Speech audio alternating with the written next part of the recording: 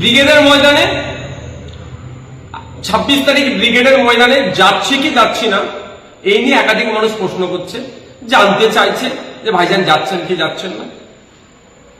অবশ্যই আমি মনে করি এটা ক্লিয়ার করা একটু দরকার আছে। তার আগে আমি গুটি কয়েক কথা বলব।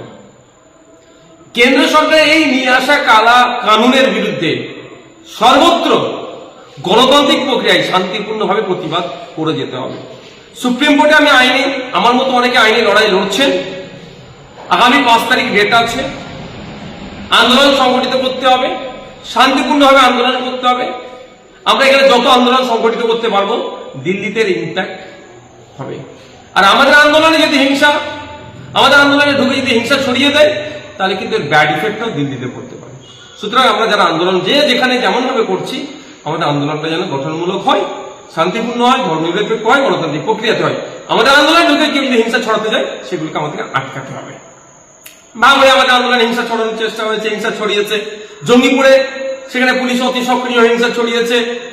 আপনার বিভিন্ন জায়গাতে আমরা দেখছি এটা হচ্ছে, অনেক জায়গায় খবর আসছে পুলিশ আটকাচ্ছে, মিটিং মিছিল করতে দেবে না, এইগুলো হচ্ছে। এগুলোকেও আটকাতে হবে, শান্তিপূর্ণভাবে গণতান্ত্রিক প্রক্রিয়া আন্দোলন করতে হবে।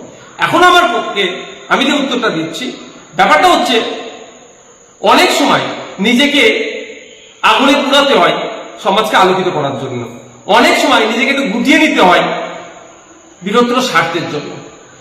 আপনারা জানেন মোমবাতি নিজে আগুনে পুড়ে যায় সমাজকে অন্ধকার থেকে আলোকিত করার জন্য। ব্যাপারটা হচ্ছে এখানে আমি যদি এখন ঘোষণা করি আমি ব্রিগেডে যাচ্ছি, আপনারা ইতিপূর্বে দেখেছেন যে জায়গায় আমরা মিটিং মিছিল করছি রাজ্য সরকার কিভাবে সেগুলোতে বাধা দিচ্ছে। ভাঙড়ে দেখুন হাজার হাজার ছেলের নামে আমাদেরকে মিথ্যার মামলা দিয়ে দিয়েছে, আমার নামে মামলা দিয়েছে। আমি আমারটা নিয়ে ভাবি না, আমি গরিব ছেলেগুলোর কথা ভাবি সবসময়। তো সুতরাং আমি যেখানে যদি ঘোষণা দিয়ে দিই তাহলে এই প্রোগ্রামের পারমিশন নিয়ে অনেক সমস্যা হবে, এটা আপনাদের বুঝতে হবে। বড় বাজারের প্রসঙ্গে আসি। বড় বাজার যে ক্ষোভের কথাটা বলেছেন, একজন দায়িত্বশীল লিডার হিসাবে তার কর্মী অপরাধের উপর অত্যাচার হচ্ছে, যে প্রসঙ্গতে তিনি আমাদের মিটিং মিছিল হচ্ছিল সেটা তো সবাই করছে, সেইভাবে রেডে করে উঠে সরকারকে প্রশ্ন করেনি, সেটা তিনি ক্ষোভের কথা বলেছেন। আর তার বক্তব্যতে তিনি একবারের জন্য বলেননি, অন্য কাউকে নিরুৎসাহী করেনি যে আপনি যাবেন না।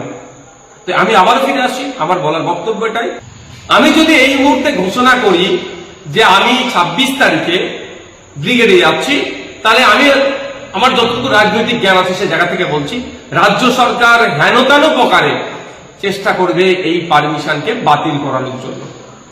সেই জন্য একটু গুটিয়ে রেখেছি নিজেকে। অনেক প্রশ্ন আমার ভাইরা করছেন, উত্তর দেওয়া প্রয়োজন বোধ করছি বলে বলছি। শুধু একটা গল্প বলে আজকে আমার ভিডিওটি শেষ করব।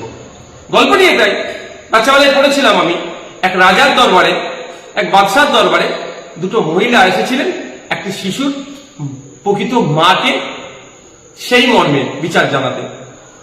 রাজা বা বাদশাহ দুজনের কথা শোনার পরে দুজনের কেউ যখনই মানছিলেন না সত্যটা কি আছে, তখন তিনি নির্দেশ দিলেন তাহলে বাচ্চাটিকে দুটুকরা করা হোক, করে দুটো মা যেহেতু দাবি করছে দুজনকে অর্ধেক দিয়ে দেওয়া হোক।